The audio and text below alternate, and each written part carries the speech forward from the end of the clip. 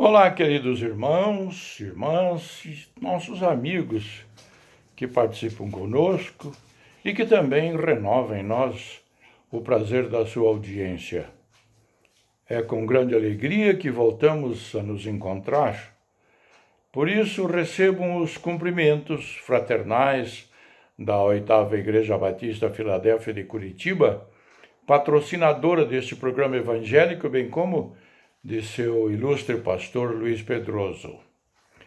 Hoje vamos estudar uma lição importantíssima, que é da autoria do ilustre culto pastor Paulo César Azevedo e Silva, e que tem como título Percepções Bíblicas sobre a singularidade da individualidade. Mas afinal, quais são os objetivos da presente lição? Primeiro, conhecer a diferença básica entre individualidade e individualismo e suas implicações à luz das Escrituras. Também perceber que há uma beleza, um mistério na individualidade de cada ser humano. Somos seres únicos. E, por fim, praticar, usando nossa individualidade para a glória de Deus, vivendo e servindo no coletivo. Alguns textos bíblicos inspirativos. O primeiro deles que destaco, encontramos no livro de Salmos, capítulo 139, versículos 14 a 18, que leio. Eu te louvo porque me fizeste de modo especial e admirável. Tuas obras são maravilhosas. Disso tenho plena certeza. Meus ossos não estavam escondidos de ti, quando em secreto fui formado e entretecido como nas profundezas da terra. Os teus olhos viram o meu embrião. Todos os dias determinados para mim foram escritos no teu livro antes de qualquer deles existir. Como são preciosos para mim os teus pensamentos, ó Deus! Como é grande a soma deles! Se eu os contasse, seriam mais do que os grãos de areia. Se terminasse de contá-los, eu ainda estaria contigo. Agora, Salmo 131, versículos 1 a 3. Senhor, o meu coração não é orgulhoso e os meus olhos não são arrogantes. Não me envolvo com coisas grandiosas, nem maravilhosas demais para mim. De fato, acalmei e tranquilizei a minha alma. Sou como uma criança recém-amamentada por sua mãe. A minha alma é como essa criança. Ponha a sua esperança no Senhor, ó Israel, desde agora e para sempre. Outro texto. No Evangelho de João, capítulo 2, versículos 24 e 25. Mas Jesus não se confiava a eles, pois conhecia todos. Não precisava que ninguém lhe desse testemunho a respeito do homem, pois ele bem sabia o que havia no homem. Esta lição tem como introdução a seguinte descrição. A Bíblia ressalta bastante o cuidado de Deus com cada um de nós. Ele imprimiu em cada ser humano uma individualidade que sugere a própria identidade referente aos nossos hábitos, escolhas e vontades individuais. O cuidado dele é tão grande que formou cada um de nós com uma característica diferente, como está descrito em 2 Samuel, capítulo 14, versículo 25, que leio. Não havia, porém, em todo Israel homem tão belo e tão aprazível como Absalão. Desde a planta do pé até a cabeça, não havia nele defeito algum. Cada um de nós tem uma impressão digital que é única em cada ser. Tem uma retina que não repete seu modelo, nem mesmo nos gêmeos mais idênticos. Mas, infelizmente, algumas pessoas desenvolvem um individualismo que remete à individualidade de forma egoísta e egocêntrica, que não respeita a individualidade de ninguém. Vivem somente para si. Não conseguem demonstrar nenhuma solidariedade. Vivem egoisticamente de um modo totalmente egocêntrico. Como está escrito em Isaías 14, versículos 13 e 14, quando o profeta descreve a caída de Lúcifer, que aliás leio, e tu dizias no teu coração, eu subirei ao céu, acima das estrelas de Deus exaltarei o meu trono, e no monte da congregação me assentarei, aos lados do norte. Subirei sobre as alturas das nuvens, e serei semelhante ao Altíssimo. Como conviver com esses dois extremos de nossa vida? Vivemos tempos em que o amor tem esfriado. O produto mais caro no mercado hoje se chama ouvido. As pessoas clamam por ser ouvidas. E Deus quer usar nossas capacidades individuais para ajudar aqueles que estão desesperados em busca de ajuda. O viver como ermitão ou cuidar exclusivamente de si nunca nos levará a uma comunhão plena com os nossos pares e com Deus. Na administração de empresas existe uma máxima, abro aspas, não existe almoço grátis, fecho aspas. Mas graças a Deus que não sou administrador. Prefiro cumprir o que nos ensina Atos capítulo 20, versículo 35. É melhor dar do que receber. Estudemos a lição de hoje sobre os seguintes tópicos. Primeiro, o cuidado de Deus na criação da humanidade. O livro de Gênesis, no capítulo 1, versos 1 e 2, relata a criação do mundo. Uma terra sem forma, vazia e onde imperava o caos. Mas o que nos chama a atenção é que o Espírito de Deus se movia sobre a face das águas. O caos sempre é minimizado quando Deus se faz presente. Conforme o versículo 3, ele decide determinar que a luz aparecesse. E tudo que era sombrio passou a ter significado. A terra foi criada. Os animais foram criados.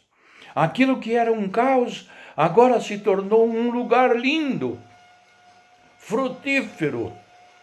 E Deus viu que o que ele criara era bom. Mas faltava algo. Faltava alguém com quem ele pudesse se relacionar. Alguém que cuidasse de toda aquela formosura. Daí, ele criou o homem. Não com uma ordem, ele o fez com suas próprias mãos. Deu uma forma semelhante à dele. conforme registrado em Gênesis, capítulo 1, versículos 26 e 27, que leio. Abro aspas. E disse Deus: façamos o homem à nossa imagem, conforme a nossa semelhança, e domine sobre os peixes do mar, e sobre as aves do céu, e sobre o gado, e sobre toda a terra, e sobre todo réptil que se move sobre a terra. E criou Deus o homem à sua imagem. A imagem de Deus o criou. Homem e mulher os criou.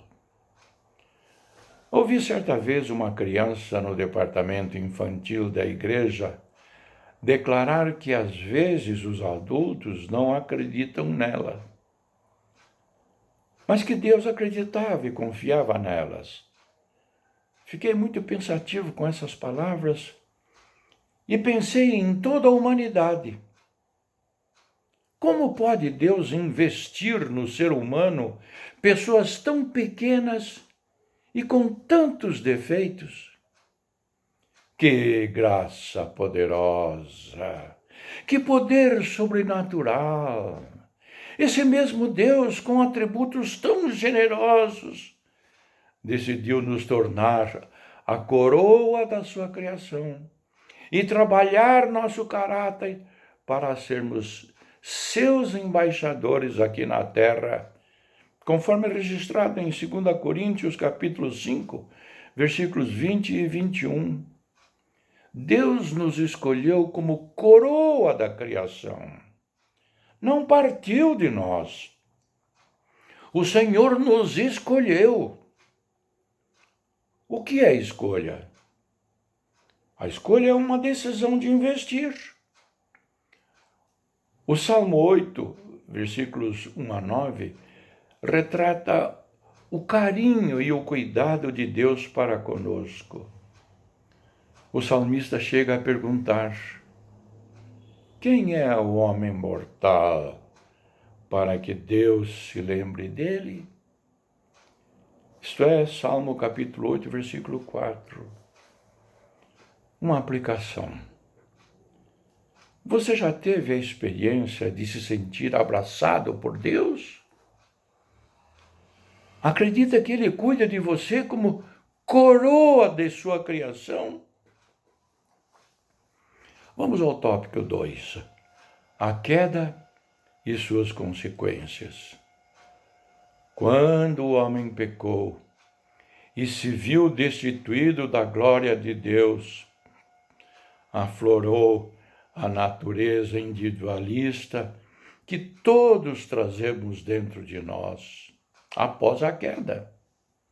Como já estudamos, fomos criados para a glória de Deus. Mas o desejo de projeção às vezes nos engoda e acaba nos levando a usar nossa individualidade para nos tornar individualistas. O que levou Eva a pecar e fazer com que seu esposo pecasse também? Foi a falsa promessa de que, ao comer aquele fruto proibido, se tornaria igual a Deus, conforme registrado em Gênesis capítulo 3, versículos 5 e 6. Viver no jardim do Éden já não era suficiente. O primeiro casal ambicionava mais. Com a queda, veio a necessidade de usar agora mais do que nunca a sua individualidade. As aptidões tiveram que aparecer, cada um trabalhando naquilo que tinha mais condições e habilidade. A queda do homem também decretou o afastamento de Deus. Esse ser superior e maravilhoso que vinha sempre ao cair da tarde conversar com os humanos, agora não podia mais vir, conforme registrado em Isaías, capítulo 59, versículos 2 e 3. O que gerou a necessidade de acontecer o descrito no Evangelho de João, capítulo 3, versículo 16. Deus, para reconciliar-nos, teve que entregar seu único filho para morrer pela humanidade, para que fôssemos reconciliados com Ele. Aplicação. Você teria coragem de dar um bem seu muito precioso para ajudar outra pessoa que você nem conhece direito? Como usar a sua individualidade para que outras pessoas sejam salvas? Vamos ao tópico 3. O cuidado de Deus com a restauração humana. Já estudamos que o individualismo nos afasta de Deus e das pessoas. Uma vida de egoísmo, ciúmes e egocentrismo nos tira do propósito do Criador. Terrível para o egocêntrico quando Jesus determina o caminho para uma vida cristã sadia. Conforme registrado em Mateus capítulo 5, versículos 38 a 47, principalmente o verso 44, quando ele nos fala que devemos amar aos nossos inimigos. Ou, quando lemos Lucas capítulo 17, versículos 7 a 10, e descobrimos que somos servos inúteis. Mesmo assim, Deus mandou o seu Filho morrer por nós. Jesus deixou sua individualidade, deixou sua glória, deixou seu trono, porque acreditou que eu e você tínhamos jeito. Mesmo que vivíamos uma vida de individualismos, nada disso ele levou em conta. E por amar a nós, se entregou pelos nossos pecados. E pelas suas pisaduras, fomos sarados. Isso está registrado em Isaías capítulo 53, versículo 5. Desde o pecado lá no Éden, Deus já tinha providenciado o nosso resgate, conforme Gênesis capítulo 3, versículo 15. Hoje vivemos uma nova vida e recebemos de Deus um novo ministério.